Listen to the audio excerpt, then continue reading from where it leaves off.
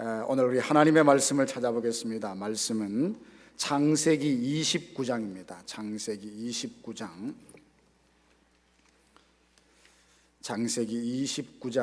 31절에서 35절까지 말씀입니다. 우리 한 목소리로 읽도록 그렇게 하겠습니다. 시작.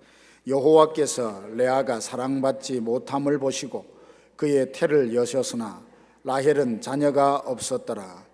레아가 임신하여 아들을 낳고 그 이름을 르우벤이라 하여 이르되 여호와께서 나의 괴로움을 돌보셨으니 이제는 내 남편이 나를 사랑하리로다 하였더라.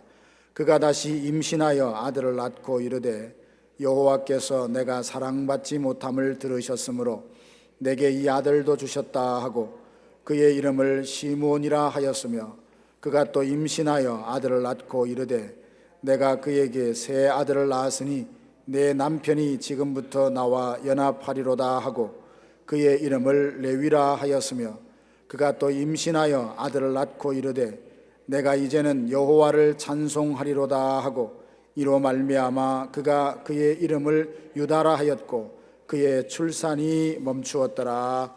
아멘. 오늘 저녁에도 집회가 있습니다. 7시인데요 주말이라 바쁘시겠지만 다 시간을 내서 오셔서 큰 은혜 받는 시간이 되기를 원합니다. 이 시간 목사님 나오셔서 사랑받지 못함을 보시고 라는 제목으로 귀하고 은혜로운 말씀 전해 주시겠습니다.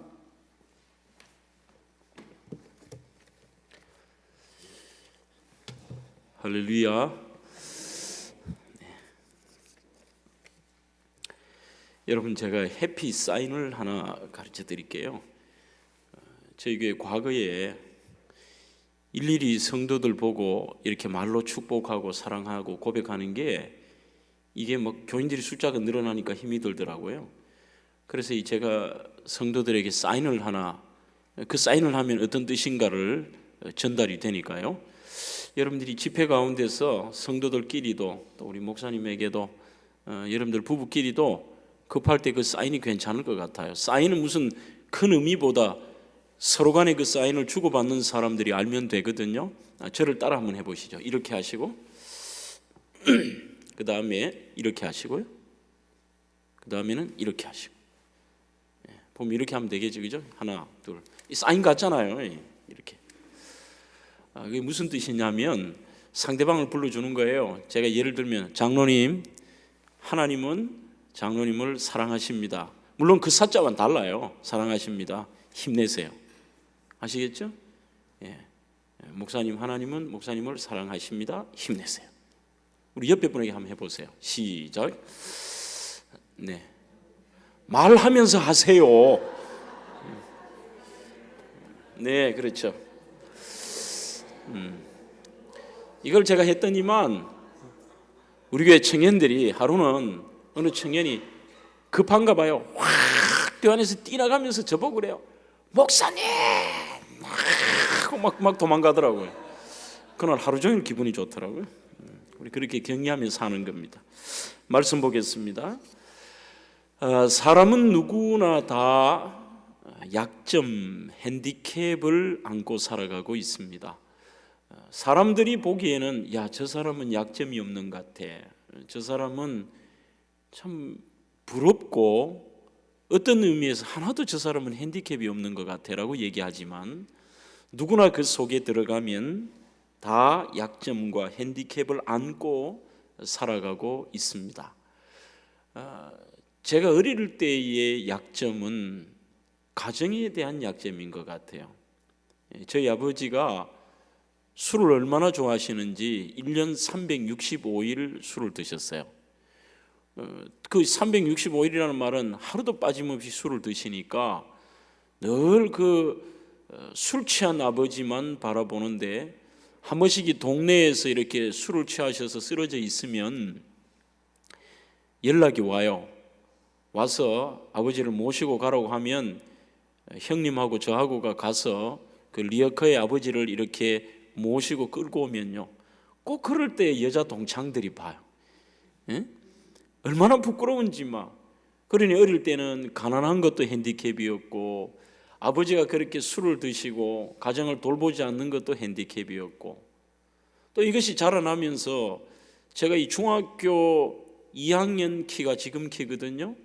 나중에는 저보다 작았던 아이들이 갑자기 키가 막 쑥쑥쑥 흘러가는데 지금 제 키가 1m 68, 70도 안 되는 이 키에 그때는 또 이 키가 나중에 자라면서 좀 핸디캡이었던 것 같기도 하고 외모가 핸디캡이었을 때가 있고 또 제 여기 순서에 보니까 그럴듯하게 많이 적어놨는데요.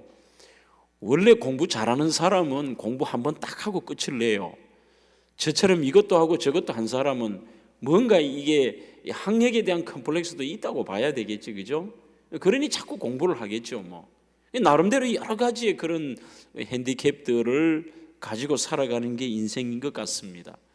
오늘 제가 여러분들에게 이 핸디캡이 문제라는 얘기를 하려고 설교를 한다는 것은 절대 아니고 근본 부흥의 주제가 깊어지는 인생, 깊어지는 신앙입니다.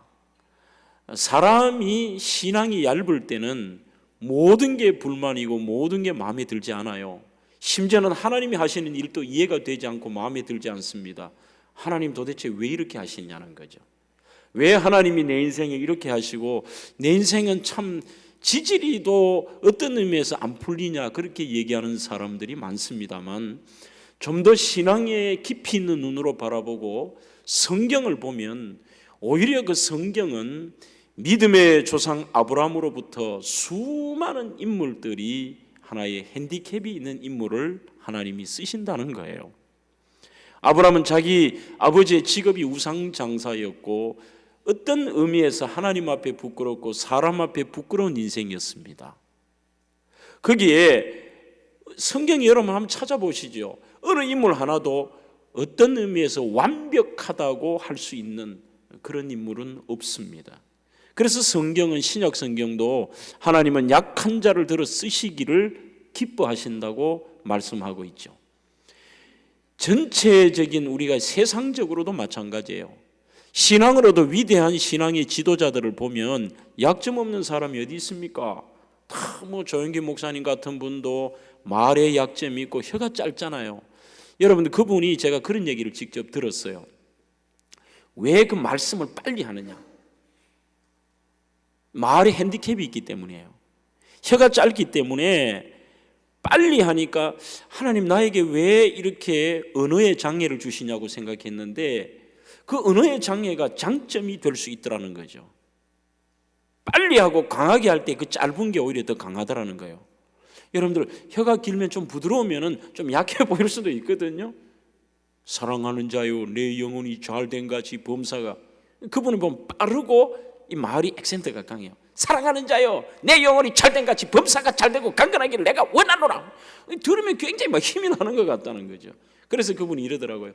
야 하나님은 우리의 그 약점을 들어 쓰시기를 기뻐하시더라는 거예요. 여러분 누구에게나 그 약점이 자기가 당할 때는 힘이 들지만 하나님은 공평하신 하나님이에요. 공평하신 하나님. 공평하시다. 그러니 그 자체를 지금은 내가 알지 못하지만 이 공평하신 하나님을 신뢰하고 나아갈 수 있는 이게 신앙인 줄로 믿습니다.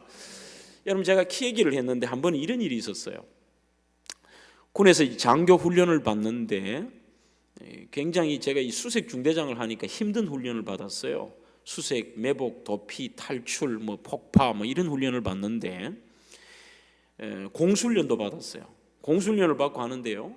실직의 비행기는 공수훈련 4번 뛰어내리면 되는데 이 비행기에서 뛰어내는 공수훈련보다 더 힘든 게 공수훈련 비행기에서 뛰어내리기 전에 훈련이 너무너무 힘이 들어요. 그리고 특수전이라고 이 특수전 자체가 산에 가서 수색하고 매복하고 도피하고 탈출하고 그런 훈련 전에 유격 훈련을 해요. 한 주간은 한 주 유격 훈련하고 한 주 이렇게 그 특수 훈련을 하고 2주간 이런 공수훈련하고 비행기를 4번 타는데 제일 이 장교들이 힘들어하는 훈련이 뭐냐면 목봉체조예요. 목봉체조. 혹시 어떤 것인지 아세요? 이게 큰 전봇대 같은 나무를 물에 재요. 물에 재고 마르고 물에 재고 해서 이 나무를 굉장히 무겁게 만들어요. 그렇게 무겁게 만든 나무 아마 여러분들이 그 영화나 장면에서 한 번씩 보신 적이 있을 거예요. 이렇게 나무를 병사들이나 장교들이 이렇게 들죠. 이렇게 유격하고 드는데 굉장히 무거워요. 그게 여러분들 생각보다 훨씬 무거워요. 그냥 같이 동시에 이렇게 들기도 어려워요. 굉장히 무거운데 장교는 더 힘들게 한다고 그 목봉 위에다가 교관 소령이 올라타요. 그 얼마나 무거울까? 이렇게 훈련하는데 유격하는 이것을 반나절 내내 해. 유격, 이 목봉 체조를 같이 이렇게 다리를 벌리고 이렇게 탁 들고 내리고 그럼 어떨 때는 막 이렇게 들고 계속 기다리라고 그래요. 계속 이 훈련을 하는데 반나절을 받고 나면 허리를 잘 못 써요. 얼마나 힘이 든지. 그래서 전부 저녁이 되면은 이 장교들이 전부 막 알아요. 탈영하고 싶다. 막 장교가 탈영하고 싶대. 너무 힘이 들어서. 그런데 나는 그 훈련 1년 내내 하면 좋겠어. 왜 그러냐면 손이 안 닿아요. 양쪽에서 큰 사람들이 기둥 잡는다고 이렇게 딱 세우는데 유격 하는데 하는데 어떨 때는 이렇게 막 교관이 세워놓고 기다리는데 양쪽에 큰 놈이 번쩍 뜨니까 나는 아무리 해도 되지가 않아. 그러니까 막 유격 막 하루 종일 이것만 하면 좋겠어. 그래서 어느 날은 그것을 며칠 하는데 무슨 생각이 드느냐 하면 야, 이거 공평하신 하나님이시구나. 공평하신 하나님. 이야, 인생이 그렇지 않을까? 지금은 우리가 핸디캡이고 조금 부끄럽게 생각하는 게 이게 하나님의 방법에는 어느 쪽에는 반드시 이게 내 인생의 플러스가 되는 게 있더라는 거예요. 오늘 제가 그 얘기를 좀 하려고 하는데 성경에서 가장 많은 핸디캡을 안고 살아갔던 인물 중에 하나가 바로 창세기 29장 오늘 본문에 나오는 레아라고 하는 인물입니다. 그 레아라고 하는 인물은 자기의 여동생 라헬과 레이첼과 비교를 하여서 참 많은 연약과 핸디캡을 안고 살아가는 인물이에요. 성경의 외모에 대해서 나와 있는 것이 몇 번 없습니다. 그 중에 하나가 오늘 나와요. 내용은 여러분들이 잘 아시다시피 야곱이 형과 아버지를 속이고 형에게 맞아 죽을까 봐 1300km나 떨어진 외삼촌 라반의 집으로 도망을 갑니다. 그곳에서 베델에서 하나님을 만나고 새롭게 출발했던 이 야곱이 삼촌 집에 가니까 마을 어귀에서 진짜 아리따운 여인을 만나요. 그가 레이첼이에요. 뭐 미국 사람들이 제일 좋아하는 여자 이름이 레이첼이라면서요? 어쨌든 그 레이첼을 만나는데 요즘으로 말하면 아주 커리어 우먼 같은 그런 여인입니다. 한눈에 반해버려요. 17절을 여러분들 한번 올라가셔서 한번 볼까요? 레아는 시력이 약하고 라헬은 곱고 아리따우니 그렇게 되어 있어요. 그러니 사람의 외모에 대해서 이렇게 나온 게 잘 없는데 영어 성경도 그렇게 되어 있죠. Was lovely in form and beautiful이라고 되어 있잖아요. 굉장히 이 자체가 굉장히 매력적인 여인이에요. 굉장히 아름다운 여인에다가 그가 양을 치러 왔다는 것은 그 당시에 여인이 양을 칠 수가 있는 게 아니에요. 이런 것을 보면은 대단히 역동적이고 사회생활도 잘하고 남들에게 인기도 있고 거기에다가 너무너무 매력적이고 예쁜 아가씨예요. 이게. 라헬이 한눈에 그냥 뭐 바로 야곱이 한눈에 반할 만큼 완벽한 아가씨예요. 알고 보니까 자기 외삼촌 라반의 딸인 겁니다. 얼마나 예뻤던지 오늘 읽었던 성경 본문의 앞에 가면은 삼촌에게 좀 달라는 거예요. 라헬을 달라고 얘기하니까 삼촌이 야 언니가 있는데 동생부터 주는 것이 없고 그러면서 속였던 야곱을 그 야곱도 속임을 당해요. 얼마나 예쁘고 아내를 찾기 위해서 7년을 하루같이 보냈다는 거죠. 종살이를 7년이나 합니다. 그리고 또 속아서 그 수많은 시간을 보낸 다음에 드디어 오늘 본문은 이제 라반이 두 사람을 결혼을 시키기로 다짐을 하는데 문제가 생겨요. 결혼을 시키기로 다짐하는데 여기에서 자 반대로 언니 레아는 어땠을까? 그게 또 17절에 이렇게 한글 성경은 간단하게 나오죠. 레아는 시력이 약하고 그렇게 되어 있어요. 동생은 너무너무 매력적이고 아름다운데 언니는 시력이 약하다. 눈이 나쁘다 그런 의미보다는 히브리어 웨네 레아 라코드라는 말이 눈이 약하고 흐리멍텅하다, 의리하다 그런 뜻이에요. 제가 이거 흉내가 될지 모르겠는데 이래가 의리하게 이랬다. 단순하게 이런 게 정도가 아니라 티미하고 의리하고 흐리멍텅하고 사람이 뭔가 왜 옛날 동네 한둘 있지 않아요? 좀 팔푼이 이런 있잖아요. 이래 의리하게 이래.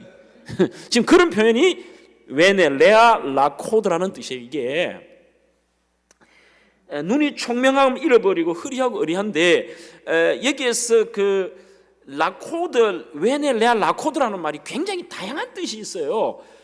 이게 티미하다, 의리하다는 뜻도 있고 흐리멍텅하다는 뜻이 있고 부드럽다는 뜻이 있고 이 히브리어가 굉장히 복잡한 단어예요.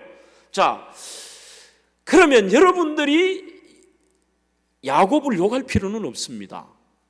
제가 남자라고 해도 레아와 라헬 같은 자매지만 레아하고 연애하고 싶겠어요? 뭐 하면 야곱 이러는데 근데 동생은 막 총명하고 매력적이고 예뻐요. 막. 자, 드디어 결혼식이 되었습니다. 여러분들이 아시다시피 히브리인들의 결혼식은 보통 4일에서 한 일주일 정도를 합니다. 이 텐트에서 막 주로 밤에 하지 않습니까? 낮에는 더우니까 밤이 되면은 이게 막 그냥 그러니까 막 7일씩 하니까 요한복음 2장에 보면은 뭐 포도주가 떨어지기도 하죠. 뭐 이렇게 돼서 두 사람이 결혼식을 이제 올리게 되었는데 드디어 신혼 첫날에 문제가 생기는데 레아에 대한 관심은 그 어느 누구도 없어요. 아마 그 결혼식 날 가장 외롭고 고통스럽고 자신의 인생을 서글프게 생각한 인물이 레아일 겁니다. 아무도 날 찾는 이이 없는 외로운 이 산장에 이 텐트에 해는 져서 어두운데 찾아오는 사람 없고 그게 레아잖아요. 딱 한 사람만 그 레아의 마음을 알아요. 그것은 바로 아버지. 그게 부모의 마음이고 저는 하나님의 마음이라고 생각합니다. 세상 사람들이 다 외면하고 다 오늘 돌보지 않아도요 하나님의 관심, 그 라반이 나쁜 사람이지만 딸에서만큼은 괜찮은 아버지예요.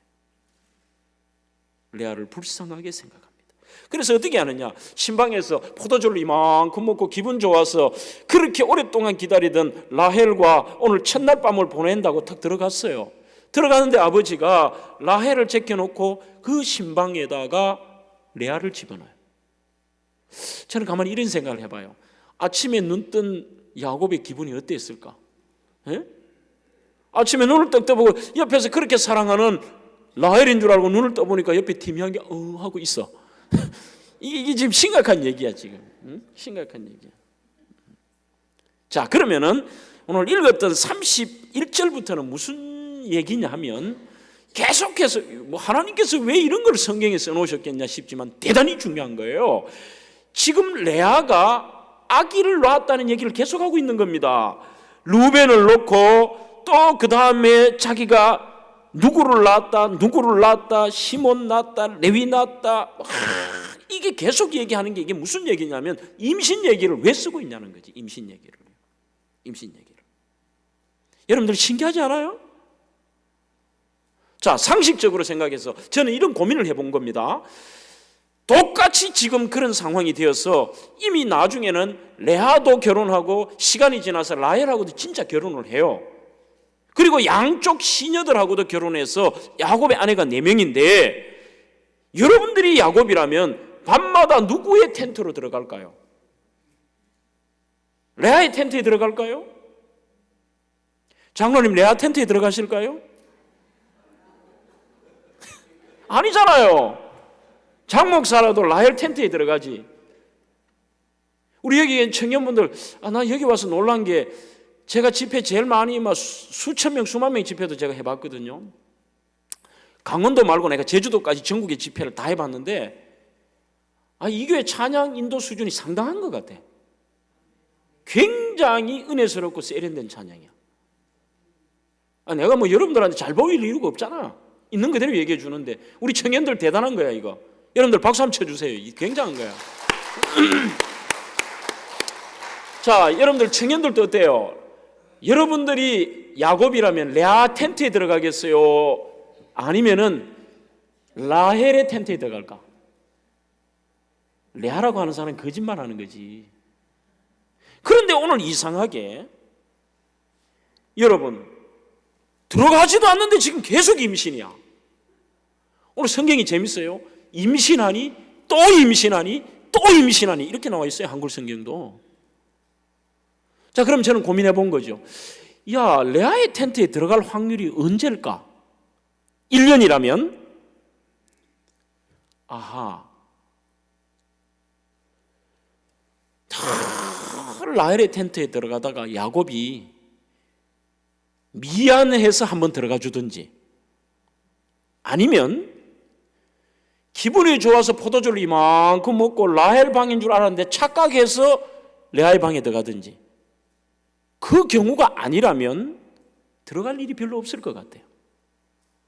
그럼에도 불구하고 임신, 또 임신, 또 임신이야. 오늘 성경은 먼저 밝히고 얘기해요. 그렇게 된 이유가 뭐냐? 31절에 여호와께서 레아가 사랑받지 못함을 보시고, 옛날 성경에는 더 아주 깊이 있는 단어를 써요. 총이 없음을 보시고 그의 태를 여셨으나 라헬은 자녀가 없었더라. 공평하신 하나님. 이렇게 대단한 것처럼 보였지만 라헬에게는 자녀가 없었어요, 그때까지. 그런데 하나님이 레아야, 너가 조금 외모가 부족하고 눈이 흐리멍텅하고 성격이 유약하면 그게 뭐 어때? 내가 다른 은혜 줄게. 그러면서 하나님이 자녀에 대한 복을 주세요. 이거는 뭐 생리 주기가 어떻고 뭐 임신 주기가 어떻고 다 필요가 없는 거야. 이게 막 하나님 주셔버리면 막 그냥 주셔버리는 거죠, 이게. 여러분, 세상에서 사랑받지 못하고 핸디캡이 있다는 것 자체가 그 순간이 오히려 하나님의 관심과 사랑을 더 받는다는 생각, 우리는 이것을 안고 살아가야 됩니다. 그 생각을 할 수 있는 사람이 깊이 있는 신앙인이에요. 나는 왜 이래요? 내 인생은 왜 이럴까가 아니라, 이럴 때 하나님의 관심은 나한테 더 있지. 우리 찬양도 그런 찬양 부르지 않아요? 내가 연약할수록 더욱 귀히 여기사 높은 보좌 위에서 낮은 나를 보시네. Yes, Jesus loves me. Yes, Jesus loves me. Yes, Jesus loves me. The Bible tells me so. 내가 연약할수록, 내가 연약하면 연약할수록 높은 보좌에 있는 하나님은 낮은 나를 보신다. 오늘 여기도 보신다는 단어가 또 나오잖아요. 사랑받지 못함을 보시고, 이 보신다는 단어의 히브리어는 와야르라고 하는 독특한 단어입니다. 단순하게 여기는 물이 있고 여기 강대상이고 여기 꽃이 있다, 이 보는 게 아니에요. 와야르라는 히브리어는 아주 깊이 있는 의미를 가지고 안타까워하며 관심 있게 목적을 가지고 보는 것을 와야르라 그래요. 이런 말이죠. 삶이 너무너무 힘들고 고통스럽고 핸디캡이 있는 사람에게 내가 저에게 어떻게 도와주지? 내가 저 아이의 삶을 어떻게 열어주지? 내가 어떻게 은혜를 베풀지? 특별한 눈을 가지고 하나님이 이렇게 보시는, 그게 와야르예요. 와야르. 그런데 희한하게도 하나님은 우리의 삶이 연약하고 내가 저 삶 자체가 힘들고 어려울수록 하나님의 관심은 나에게 와야르하고 있다는 거예요. 그러니 하나님이 레아에게 주목한 이유가 뭐냐? 레아가 총이 없고 레아가 사랑받지 못했기 때문에. 이게 여러분, 사랑받지 못했다, 한글 성경 그냥 번역했는데요, 히브리어 이 총이 없다, 사랑이 없다는 그 사네라는 말은 단순한 남보다 좀 못하고 사랑받지 못한다는 의미가 아니에요. 더 의미로 미움받는다는 뜻입니다. 왕따 당하고 이짐에 당하고 미움받는 수준이 싸네라는 거예요. 그러니 단순하게 그냥 저 사람은 라헬보다 조금 못해라는 의미가 아니라 아예 여러분들 옛날에 동네 왜 그런 거 있잖아요. 동네 바보들 보면은 막 사람들이 돌을 던지고 아이들이 괴롭히고 막 미워하고 그러거든요. 자기한테 잘못한 것도 없는데 지금 그런 상태가 싸네요. 그러니 아마 사람들이 레아를 무시하기도 하고 야 저거 바보 같다 저거 저거는 늘 뭐 좀 저래 저거 또 생긴 것도 그렇고 눈도 티미하고 말이지. 이렇게 사람들이 미워하고 왕따를 시키는 그런 상태가 싸네요. 그것을 하나님이 보시고 그의 태를 여셨다. 사랑하는 성도 여러분, 내가 연약할수록 저는 이것을 체험한 적이 있습니다. 우리 교회에 제가 12년 전이네요. 12년 전에 부임을 할 때에 지금은 그분이 장로님이 되셨어요. 그때 집사님이었는데 저희 교회 유상하 집사님, 박미란 집사님 둘째 딸이 태어나는데 그때 임신을 하는데 저는 목사보다 믿음 좋은 성도들 많이 봐요. 목양실에 들어오더니 박미란 집사가 막 울어요. 목사님 어떻게 해요? 왜요? 둘째 아이가 이게 그 초음파 검사를 하니까 이 아이가 장애가 있다는 거죠. 그러니 의사가 포기를 하라는 거예요. 이 뇌가 이게 생성이 덜 됐고 폐가 한쪽이 없고 그리고 몸에 다른 데도 이상이 있어서 얘는 태어나도 일주일 안에 죽는다는 거예요.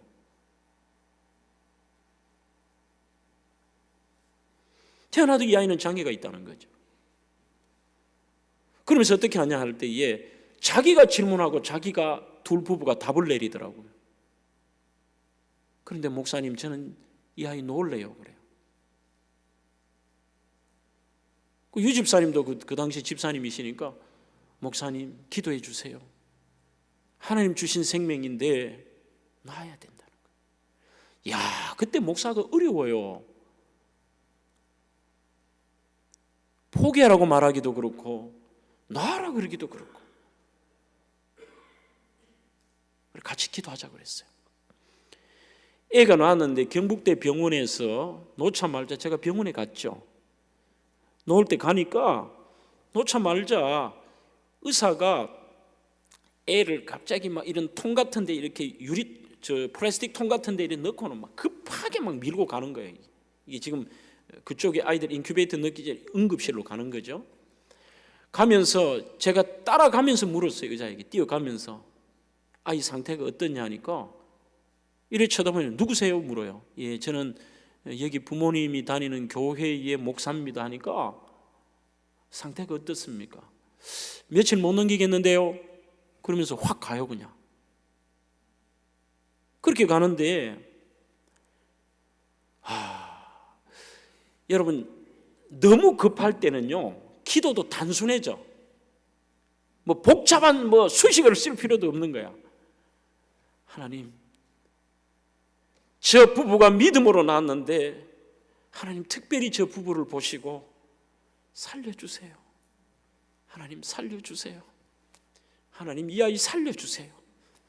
다른 건 아무것도 할 게 없는 거야. 그냥 하나님 살려주세요. 하나님 하실 수 있잖아요. 살려주세요. 살려주세요.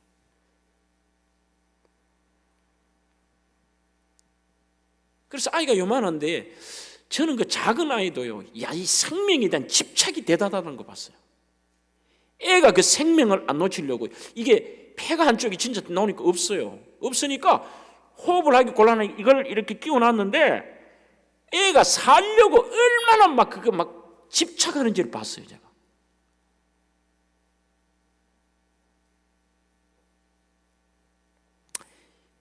의사가 진단한 건 일주일이에요.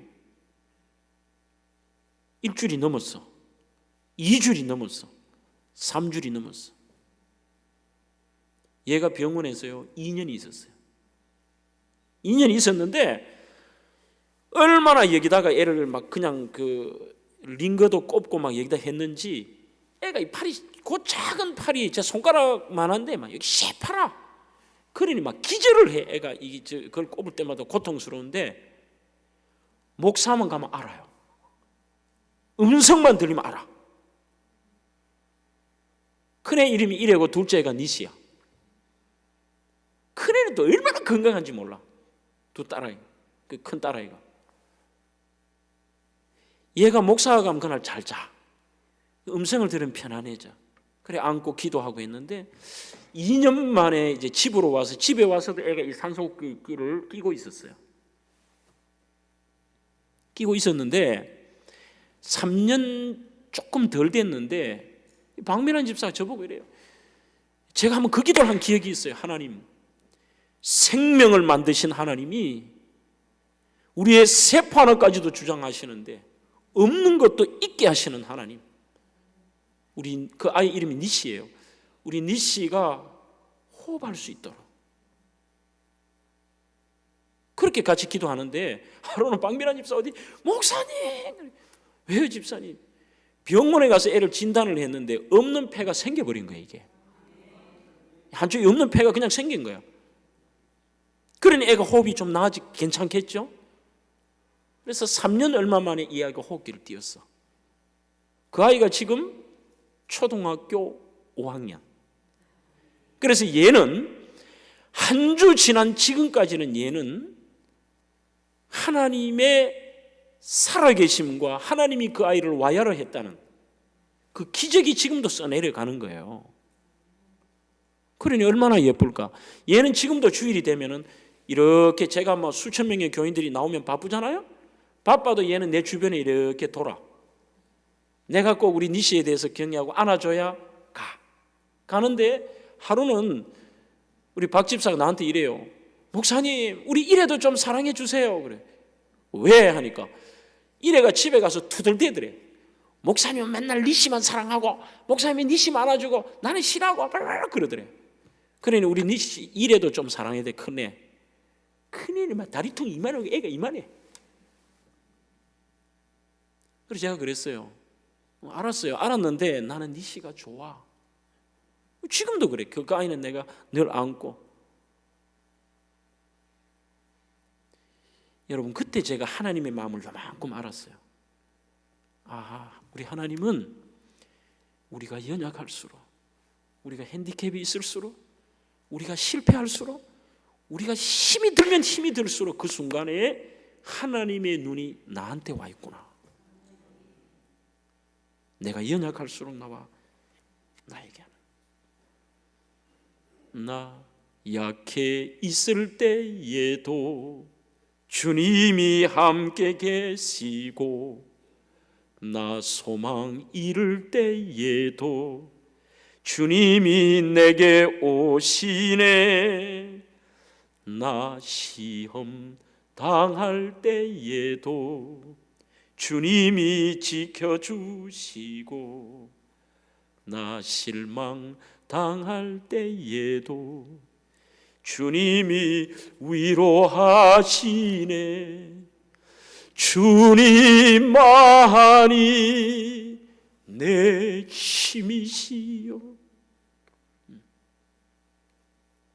하나님은 사랑받지 못할 때에 그분의 관심이 저와 여러분들에게 있는 줄로 믿습니다.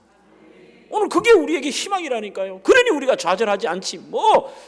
열심히 하면 상황이 바뀌겠지. 이게 아니라 전지전능하시고 나의 창조주 되시고 내 주인 되시는 그 하나님이 나를 보고 계신다. 나를 보고 계신다. 여호와께서 레아가 사랑받지 못할 때에 하나님의 방법으로 그렇게 하신다고 하는 사실입니다. 그렇다면 사랑받지 못할 때에 은총이 없다는 사람 무조건 하나님 그럴까? 우리의 태도가 중요한 거예요. 제가 어제 저녁에도 구원받은 백성들의 삶에 대한 두 번째, 우리가 뭘 알아야 되느냐? 오늘 이 땅에서 기쁨으로 내가 왜 살지 못했느냐, 내가 선하게 살지 못했느냐 했을 때 우리가 기쁨으로 사는 자의 특징이 관대함, 너그러움, 지나칠 정도의 관대함이라 그랬거든요. 희한하게도 그럴 때는 사람도 붙어요. 오늘 여러분들 너무 깍쟁이처럼 살지 마세요. 지금 성경에 보면은 레아는 독하지가 않아요. 레아는 깍쟁이가 아니에요. 이 알력이 부족하다는 것이 레마 주석에는 강함이 부족하고 겸손하다, 부드럽다, 착하다 이렇게 돼 있어요.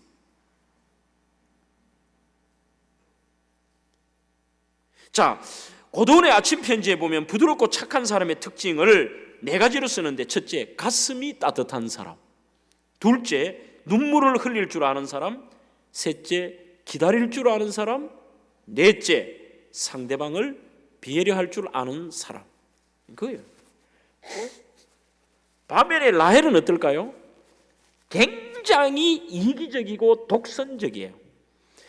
여러분, 얼마나 질투심도 많은지 몰라. 이 라헬은 성경 30장으로 넘어가 볼게요. 자, 라헬이 어떤가 한번 봅시다. 30장 1절입니다. 같이 읽어봅니다. 시작.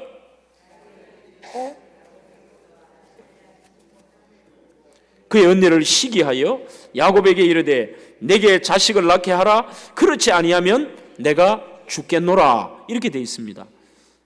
그러자 야곱이 2절은 제가 읽습니다. 라헬에게 성을 내어 이르되 그대를 임신하지 못하게 하시는 이는 하나님이시니 내가 하나님을 대신하겠느냐. 실은 이게 영화라고 하면 이렇게 읽으면 안 돼요. 이런 뜻이에요. 라헬이 막 시기하는 거야. 저렇게 어리하고 티미하고 못생긴데 언니는 막 그냥 계속 임신했는데 자기는 자녀가 없는 거죠. 그래서 시기해서 남편에게 이렇게 얘기합니다. 내게 자식을 낳게 하라. 그렇지 않으면 내가 죽겠노라. 이게 영화면 이런 거예요. 남편 보고 이래요. 여보, 언니는 있는데 나는 왜 자식도 못 주고 이러려네 하면서 이런 뜻이에요. 남편의 가슴팍을 확 쥐뜯으면서 자식 나한테 아들 안 주면은 죽여라 이런 거예요. 예?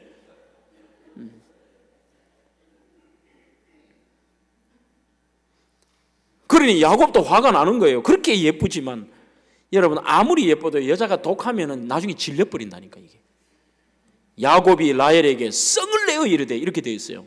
그대를 임신하지 못하게 하는 이는 하나님이시니 내가 하나님을 대신하냐? 내가 너한테 애 안 줬나? 언니 애 들어서는 거 나는 몸에 이상이 없다. 하나님이 안 주는데 어떻게 한단 말이고. 막 너무 예뻐도요, 독하니까 질려버리는 거예요. 이게 그렇잖아요. 이게 성격인데, 오늘 우리는 내가 뭔가 삶에 부족하고 연약할 때요, 사람은 더 독해지는 사람이 있어. 그러지 말라는 거예요. 오히려 부드럽게. 여러분들, 이거는 우리 삶은 또 굉장히 풍요롭게 만들어요. 깊어지게 만든다니까. 이런 재밌는 얘기도 있죠. 어떤 남편이 생선을 굉장히 좋아하는데, 생선을 아내가 오랜만에 남편에게 생선을 구워주는데요, 잘 안 해주다 생선을 해줬는데 오랜만에 해주면 잘 구워주든지 생선이 새카맣게 탔더래. 그럼 여러분들 남편들이 어떻게 할까요? 이게 뭐 잘하는 게 뭐 있노? 니는 뭐 오랜만에 해준데 이것도 이렇게 똑바로 못하면 확 그럴 거 아니에요? 근데 어떤 남편이 이랬더래요. 빙그레 웃으면서 어우 놀라봐라, 생선을 하나님께 번제로 드렸네 그러더래. 그래 한번 웃고 치우지 뭘. 하나님 앞에 우리가 부족할 때는요, 오히려 내 자신이 다 그분이 역사하도록 나를 내어드리는 거예요. 이게 부드럽고 겸손한 모습들이죠. 레아는 집착하지 않습니다. 화낸 적이 없습니다. 그러나 라헬은 발악을 합니다. 남편의 가슴팍을 치며 죽이라고 얘기합니다. 알버트 메라비언이라고 하는 분은 이렇게 얘기합니다. 내면의 아름다움은 시간이 갈수록 빛을 발한다는 거죠. 내면의 아름다움. 그래서 하나님은 우리의 외모와 겉모습보다는 우리의 중심을 보시는 하나님. 오늘 마지막 하나만 더 생각할까요? 여러분들이 사랑받지 못할 때는 당연한 얘기입니다. 하나님을 찾을 때예요. 지금 32절에 보면 지금 레아도 조금은 착각을 해요. 루벤을 놓고 이렇게 얘기합니다. 여호와께서 나의 괴로움을 돌보셨으니 이제는 내 남편이 나를 사랑하리로다. 착각입니다. 야, 내가 이렇지만 애 하나 낳아줬으니까, 사내아이 하나 낳았으니까 남편 나 사랑하겠지? 천만에 여전히 사랑하네요. 그가 다시 임신하여 아들을 낳고 이르되 여호와께서 내가 사랑받지 못함을 들으셨으므로 이번에는 하나님이 들으셨어요. 내게 이 아들도 주셨다고 그 이름을 시몬이라 했습니다. 그러나 여전히 남편을 의지하려고 하는데 남편의 사랑이 자기에게 없어요. 34절에 그가 또 임신하여 아들을 낳고 이르되 내가 그에게 새 아들을 낳았으니 내 남편이 지금부터 나와 연합하리로다 하고 그의 이름을 레위라 하리라. 야, 3명 정도 낳고 나니까 이제는 남편이 내게 되고 이제 나하고 함께 하겠지. 천만의 말씀. 35절에 드디어 깨달아요. 그가 또 임신하여 아들을 낳고 이르되 내가 이제는 여호와를 찬송하리로다. 그 말이 무슨 말이냐? 4명의 아들을 낳고 나니까 그래, 사람은 의지의 대상이 아니야.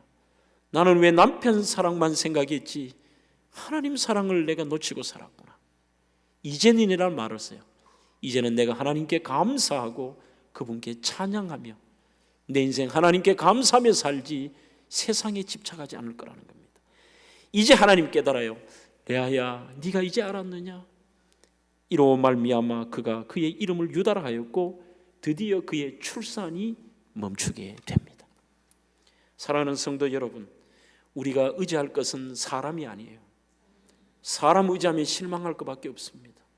남편도 아내도 자식도 부모도 우리의 의지 대상은 아니에요. 결국은 하나님. 하나님은 그것을 원하시는 거죠. 누구나 다 핸디캡이 있어. 네가 의지할 대상은 세상이 아니야, 사람이 아니야, 나라는 겁니다. 없는 사랑 때문에 고통스러워하지 마십시오. 여러분들의 없는 것 때문에, 핸디캡 때문에 괴로워하지 마시고 오늘 그 순간은 하나님의 눈이 여러분들에게 와야를 하시고 오늘 여러분들의 삶, 그분을 의지하고 살라는 겁니다. 그때 놀라운 역사가 일어나요. 여러분, 저희 교회가 건축을 하면서 오늘 얘기까지만 할까요? 진짜 우리 교회는 큰 부자가 없어요. 저하고 거의 같은 시기에 이래 부임한 대구에 친하게 지내는 목사가 있어요. 그는 텍사스에서 목회를 하다가 대구로 왔고 저는 먼저 유학을 마치고 이렇게 대구로 왔는데 아주 만나면 그런 얘기해요. 부럽더라고. 저는 개인적으로 그 김 목사가, 그 교회는 큰 사업을 하는 장로님들이 많아요.